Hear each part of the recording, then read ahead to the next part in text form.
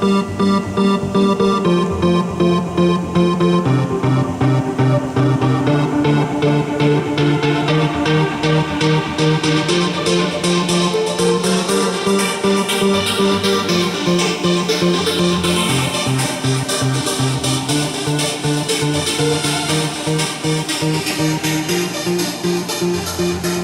that's so cool, Aaron. I love that. Wrong screen. Here we go. Alright, this is Block 7, the third set of notes, 5440, or Fight, the Politics of California and Oregon. So let's start with Oregon, number 1. And the story of Oregon, as we saw at the end of the last block, involves a whole lot of American settlers pouring into the Oregon Territory in the mid-1840s. And Oregon and expansion in general became huge issues in the election of 1844. And the election of 1844 is one of the closest elections in American history, and it was won by this man that you're looking at right here. This is James K. Polk. Polk was the first dark horse, as it's called. Everyone expected Martin Van Buren to win the nomination for the Democrats, but Van Buren was a Democrat who was against expansion. So Senator Calhoun at the convention outmaneuvered Van Buren because he wanted expansion. He wanted Texas to expand slavery. And he had James K. Polk, a Jacksonian from Tennessee, nominated for president. Polk believes that the United States wishes to expand, and he runs his campaign on that issue. He runs his campaign on 4 issues. He makes 4 promises, James K. Polk.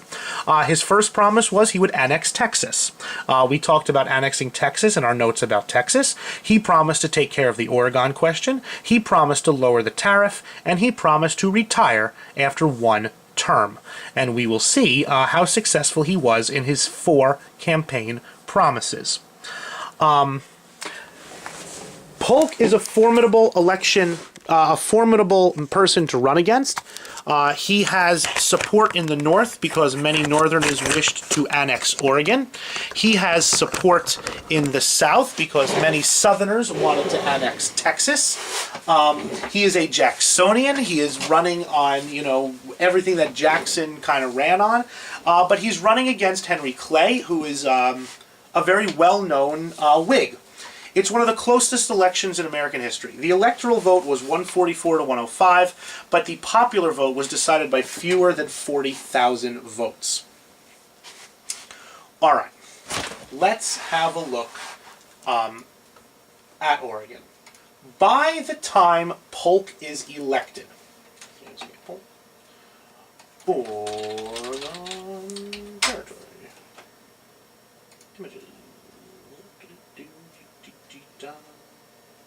There it is. All right, here. Oregon.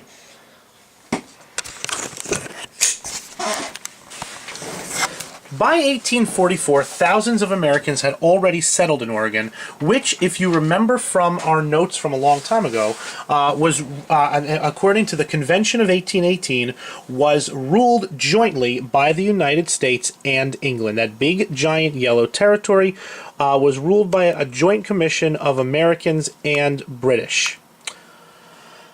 Many Americans wanted all of Oregon, the entire bit of the yellow. The border of the Oregon Territory ended at the line of latitude 54 degrees 40 minutes north, where it bumped up against Russian Alaska. And because 5440 is a little onomatopoeia, as a political slogan, and in keeping with the expansionist spirit of the age, many Americans started yelling the slogan 5440 or Fight, that the United States should control all of Oregon, or they would fight England for the right to control it. That this was worth getting into a war with Great Britain over. 5445, that 54th parallel up there that you see at the top. That's what the expansionist Americans want. Now, when Polk was elected, he won the election, as we said, very close.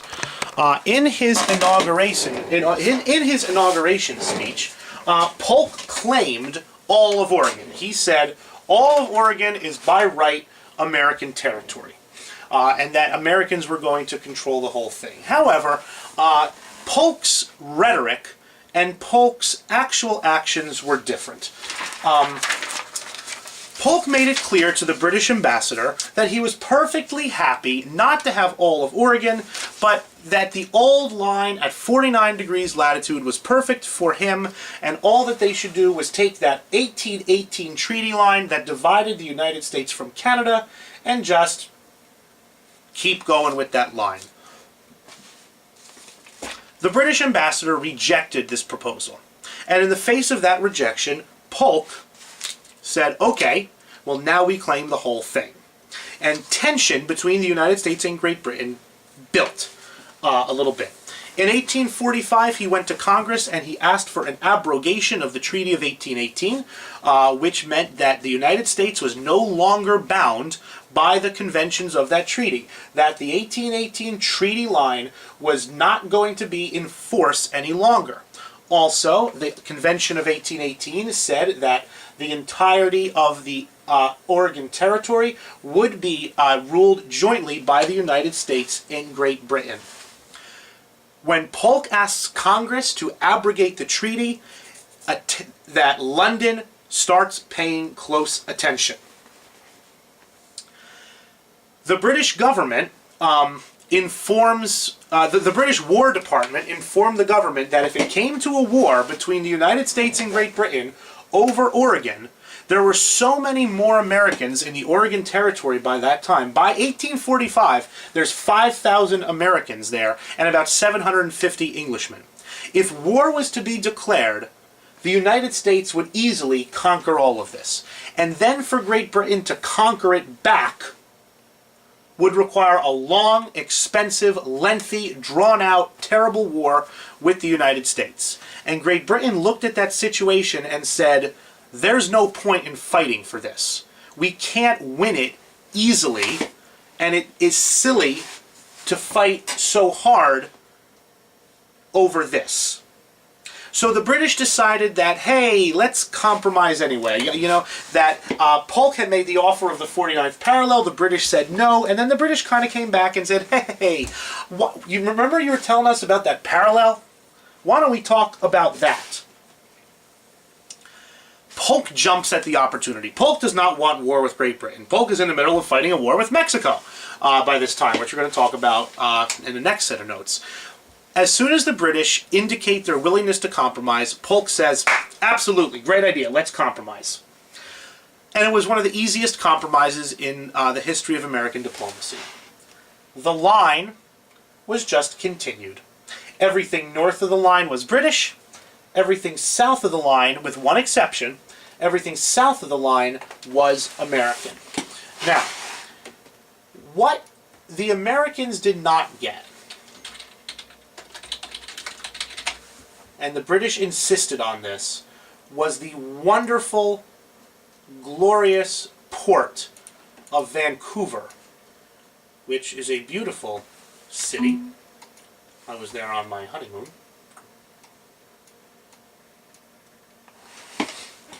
That if you look at the map, there are two great ports in this area. Okay? See that? You see that line there? That's the 49th parallel. That's the straight line that was drawn. And then the border kind of did a little dip. So Great Britain got all of this Vancouver Island and the port of Victoria. The British, because here's the deal. If you follow this line straight across, okay? If you follow this line straight across, then the United States would have controlled all of this water here. And then the British could not get to this beautiful, wonderful port of Vancouver.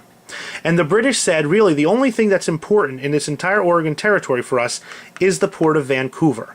So the border had to be drawn so that the British had access from the sea to the city of Vancouver. The United States got the city, or the harbor, at what would become the city of Seattle, which is down here. The British got access to Vancouver because the line was drawn like that, and because of that, everybody sort of went home happy.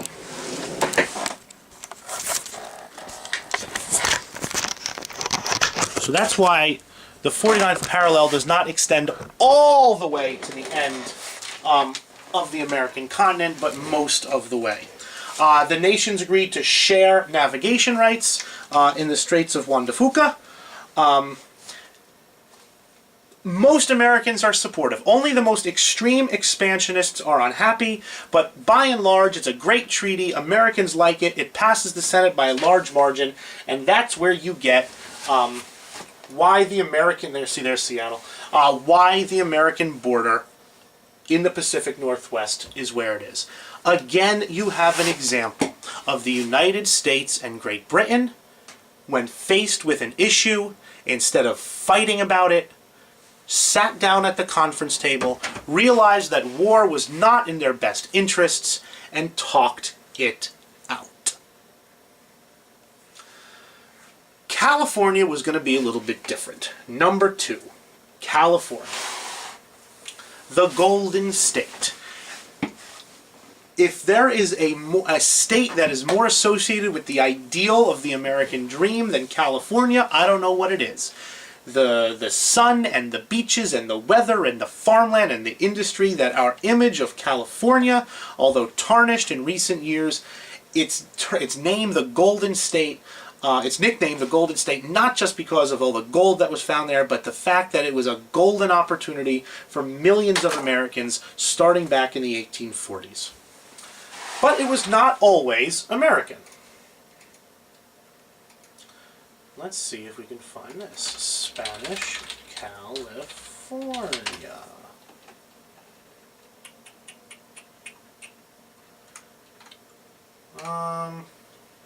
This is going to have to do.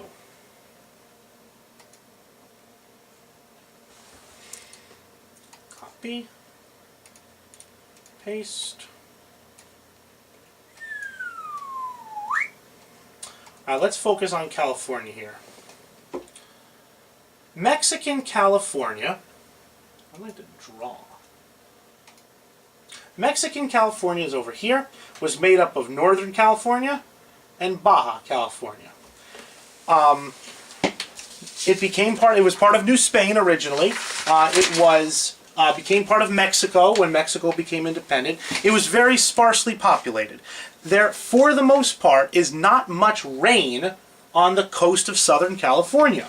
By 1840, there's about 7,000 Mexicans living there, a few hundred Americans, 30,000 Christianized Indians, and many, many traditional Indian tribes.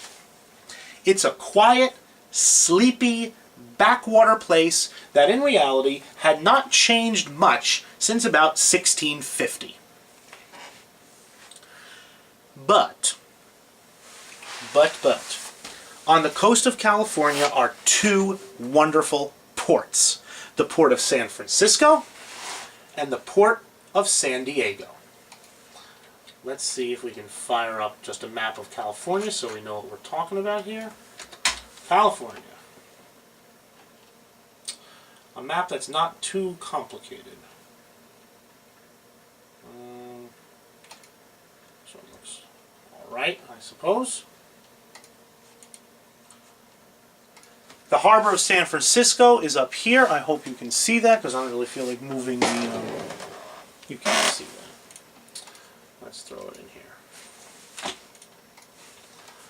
California, California dreaming on such a winter's day. Stopped into a church.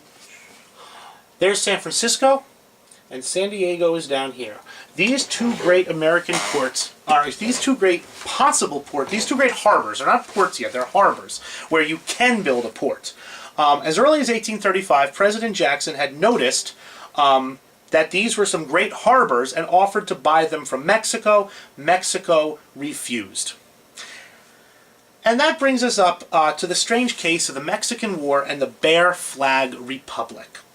Mexican War is the topic of our next notes, but we need to talk about what happened in California during the Mexican War, because it's a part of it, but not entirely. So the Mexican War, number 3, the Mexican War and the Bear Flag Republic. The tension between the Mexican government and the few hundred American settlers grew. That the Americans did not like being ruled by the Mexicans, and just like happened in Texas in the 1830s, this small group of Americans revolted against Mexican rule. A grand total of 33 of them declared themselves to be an American army. They captured the Mexican garrison at the town of Sonoma, and they raised a homemade flag and said, "This is now an independent country." And the flag, you see it on your notes, it had a little star, like that literally somebody looks like they cut it out of construction paper, and a little picture of a really strange looking skinny bear that looks more like a pig without a tail, and they raised that up and said, "Welcome to the Republic of California." It lasted exactly 25 days. But not because the Mexicans reconquered it. Oh no. It was because of letter B, a man by the name of John C. Fremont, who was an American of French descent. And he is one of those Americans that jumps out of the pages at History of You. He came from nothing, married one of the most beautiful women in the country, the daughter of a famous senator. Fremont had made he was an adventurer and a dashing, interesting, conversationalist kind of guy, the kind of guy that the women fell all over themselves to get to know and get to meet. And let's see, John C.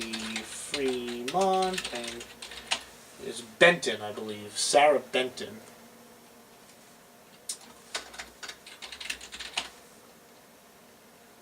Where the heck is she? Jessie Benton, I think, is her name. I guess not, or otherwise, like, strange pictures of Ron Paul wouldn't be coming up. In any case, that's ticking me off a little bit. I don't recall her name. But he married the daughter of a very well-known senator. He was an American Army captain at the time, and at the time of this Bear Flag Revolt, happened to appear in California. He said that he was on a mission to find a route to the Pacific Ocean, but in actuality he had been, from behind the scenes, encouraging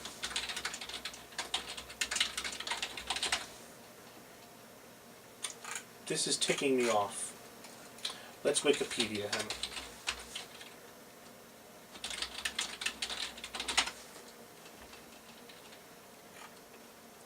Marriage. Jessie Benton. I just spelled her name wrong. There she is, and she's old. Let's see if I can get a better, so you have some idea. Why? That's so strange. Who is Jessie Benton? I guess he's some guy like in Ron Paul's campaign. So now, like, I'm on this mission to find this beauty. See? Cute enough, I guess. She's a pretty girl. But more importantly, for Fremont, she was the daughter of a famous senator. So anyway, Fremont's in California, and he's encouraging this Bear Flag Revolt against Mexico. And then, all of a sudden, when war breaks out between the United States and Mexico, Fremont is there to kind of take control of the situation for the United States government. The Mexicans could muster a force of 55 people, and they sent it against the Bear Flag Revolt people at Sonoma. This force was defeated at the Battle of Olampali. If a battle between 55 people on one side and 33 people on another side can be called a battle. But the Mexicans had no more troops with which to send against California. So officially speaking, after this battle, the Bear flag was lowered, the American flag was raised, and all of a sudden California was American. Most people living in California had no idea this had happened. They did not hear about the revolt. They did not know what the heck the bear flag was. They had never heard of the Battle of Olympali. And they said, who the hell is John C. Fremont? 2 months later, 2 American naval vessels that had been dispatched from the East Coast to California when war broke out arrived and said to the rest of California, okay, you're American now. When the Mexicans lost the war, as we're going to see next block, the Treaty of Guadalupe Hidalgo formally ceded California over to the United States. And the American flag flew over Sonoma, the capital at the time of California. And then all of a sudden, it wasn't a sleepy little backwater anymore. And the reason California was not a sleepy little backwater anymore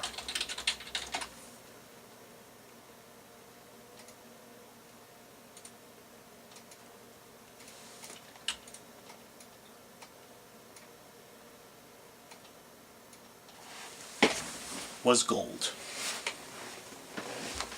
Letter B, the gold rush. One of the neatest little incidences in all of American history. A man by the name of John Sutter was from Switzerland. He went broke in Switzerland, moved to New York. Went broke in New York, and to flee from his to flee from his creditors, people to whom he owed money, he fled to California with his family. He set himself up on his good name as a farmer and a landowner.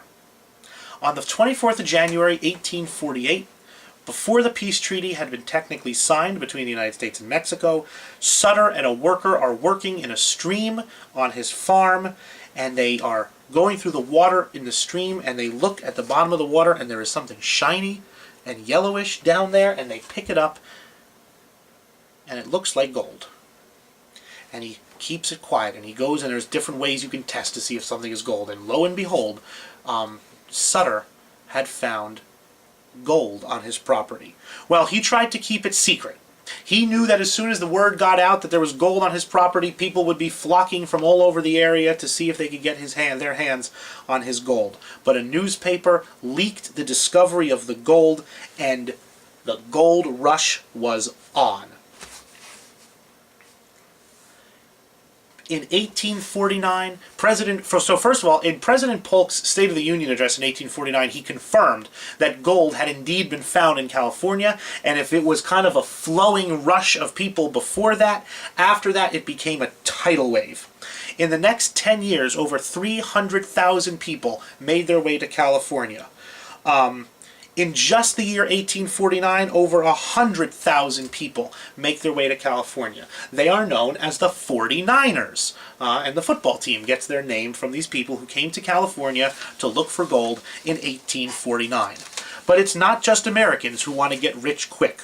Mexicans, other people from Latin America, people from China, people from Europe are flocking to this fairly small area in Northern California where there is gold in every stream. And you dig into the mountain a little bit and there's veins of gold in there.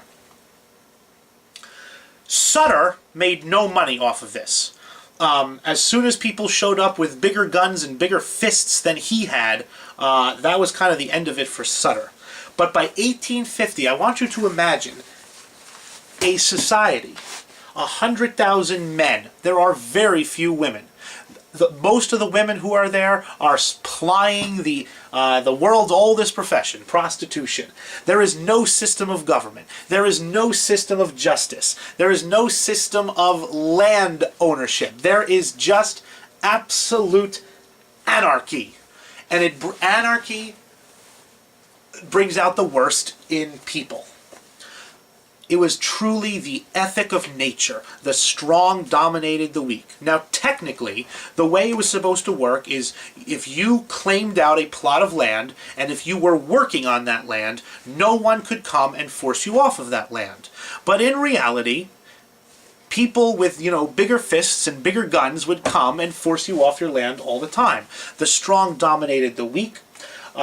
Blacks, Hispanics, Indians, even the original American settlers were forced off their land, harshly discriminated against by the newcomers, and there was no system of government or law or courts or justice that anyone could go to. It was truly the law of the jungle.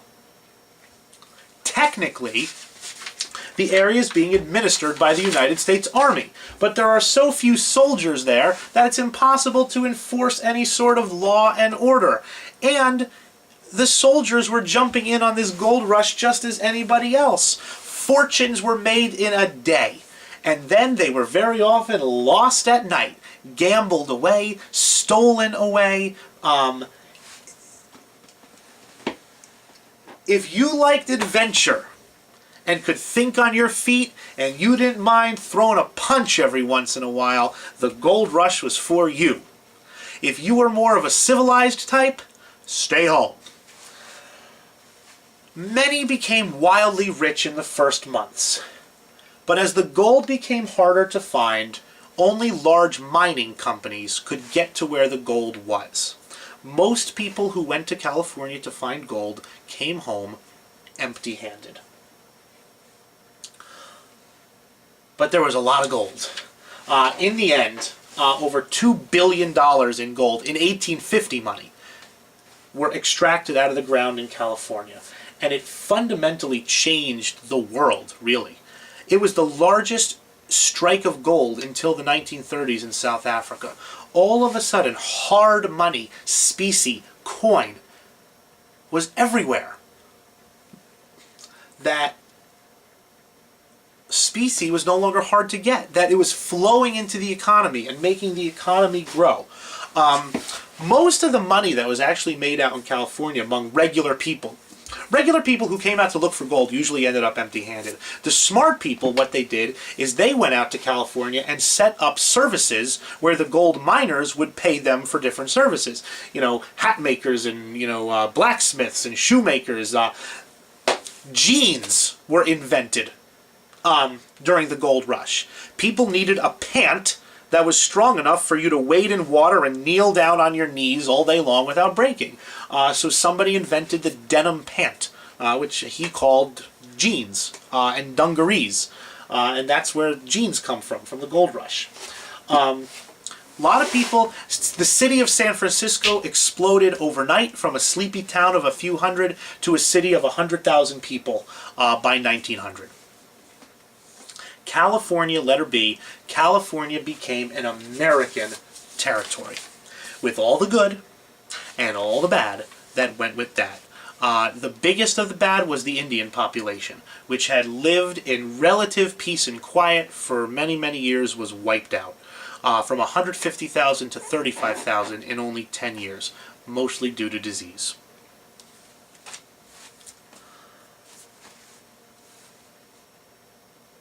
What to do with this land? What to do with this utter chaos that reports from what's going on in California are coming back east to Washington and New York, and people are saying something needs to be done. And the doing would be left up to the president who came after James K. Polk. So let's take a look at number 3, the election of 1848. Polk chose not to run again. So let's go back to Polk's 4 promises. 1, he promised to take care of the Oregon question. Check, got it. He promised to annex Texas, as we're going to see next block of notes. He did it. He promised to lower the tariff. He did it. And he promised to serve only 1 term. He did it. He promised 4 things. He did all 4. He is probably, in that regard, the most successful president in all of American history. And he chose not to run again in 1848, which was good because he died 90 days later. The election of 1844, Polk versus Clay, turned on real issues, the issues of expansion. But in 1848, slavery had entered back into the national conversation, and both parties, the Whigs and the Democrats, are afraid of losing votes over whichever side of the slavery issue they happen to take. So the campaign was not a campaign about issues, but it was a campaign about personality. And the Whigs nominated a good personality. They nominated General Zachary Taylor, who, as we're going to see in the next set of notes, was one of the two great heroes of the Mexican War. He was a brave man, he was a fine general, and he had absolutely no political opinions whatsoever. He promised to administer the government without any regard to party, which is impossible. So in reality, he was setting himself up to be controlled from Congress. The Democrats could not nominate someone that had a strong opinion on slavery one way or another, because if they nominated a Southerner with strong opinions in favor of slavery, they would drive away Northern Democrats into the Whigs. But if they nominated a Democrat who was anti-slavery, no one in the South would come out and vote for him. So the Democrats were having to walk this very fine line, and they nominated a man by the name of Lewis Cass. And Lewis Cass kind of avoided the issue by saying every state could pick for itself whether it wanted slavery or not. That was too much for some anti-slavery Democrats. And the number three, these anti-slavery Democrats, for whom Cass was unacceptable, split off from the Democratic Party, nominated Martin Van Buren, and formed the Free Soil Party. They were Democrats who were against slavery. They combined with the Liberty Party, which was a New England-based, reform-based party. The Liberty Party was going to run on a platform of anti-slavery also. Van Buren and the Liberty Party joined together to make the Free Soil Party, and changed the election. Van Buren had been a Democrat his whole life. He had put up with slavery his whole life. He knew he could not win the election running on the Free Soil Party ticket, but he, at this point in his life, felt strongly enough about slavery, and Van Buren said, I have to do something. And he broke from his former party. So you have three people running. Taylor for the Whigs, believes nothing, I'm a popular general, vote for me. Cass of the Democrats, tiptoeing around slavery, and Van Buren saying, we're Democrats, we're Jeffersonians, we're Jacksonians, we don't like the tariff, but we can't accept slavery in any form. These three parties went at it. It previews the next couple elections, where 1852, 1856, and 1860, where the biggest issue is slavery. Taylor wins easily. Taylor wins with 163 electoral votes to 127 for Cass. But the Free Soil Party, voting on a platform pretty much of ending slavery, polled 10% of the votes, and that is a sign for things to come. Taylor is now president when all of this chaos in California is going on. And Taylor looks at it and says, you know what? I am a simple, uncomplicated man. We are going to offer a simple and uncomplicated answer. Taylor's solution was simple and uncomplicated, like we said. He said, you know what? California is not going to go through being a territory. California is going to be a state. It's going to go from nothing to a state without going through the period of being a territory.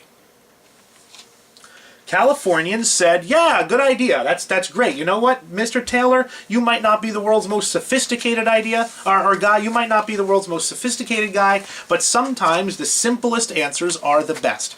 We would like to become a state immediately. They sat down, they drew up a constitution, and they outlawed slavery. This was not because they believed in racial equality. They said, ooh, we cannot have any slaves in California because they'll just take our jobs and they'll find all the gold and give it to their masters. California has to be free labor, so we don't want any slaves in here because they'll take all of our jobs away. They didn't want to deal with the competition that it would bring. It's not because they were glorious fans of, racial equality. Let's not get that idea either. Taylor, President Taylor, is a slave owner himself. But since he was a military man his entire life, he did not identify himself with the South. as much as he identified himself with the country as a whole. Taylor said, look, all of the territory won in the Mexican War would have to become states, and they would have to choose whether they wanted slavery or not. Taylor said, as a free country, the people living in an area should decide whether they want slaves or whether they don't want slaves. That freaked out the South. Why? Because of two reasons. One, in all the territories that had been won in the Mexican War, there's no slavery in any of them. The slave owners do not have not had the time to bring the system of slavery into those territories. So if these new territories are going to become states immediately, they're going to be free states. And if they're free states, the balance in the Senate is gone, the South is reduced to a little section of the country, and then all this talk about nullification and secession and compact theory is going to come back.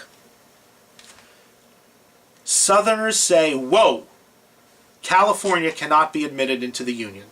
And in 1850, letter E, Southern senators blocked the admission of California into the Union. And in 1850, the government ground to a halt yet again. That the issue of slavery ripped the nation apart again. That people had thought that it was settled after the Compromise of 1820, the Missouri Compromise, but 30 years later in 1850, the country's politics stop over the issue of California and slavery. For the next 10 years, the politics of the United States would revolve around nothing else. Slavery, whether it was going to spread, where it could be stopped, the rights of the South. And between 1850 and 1860, the North and the South, as far apart as they already were, continue to split apart further and further and further and further until there was nothing left holding the two together. And over this issue of slavery, whether one man has a right to hold in bondage another, the United States would rip itself apart. And it starts with California. Good night.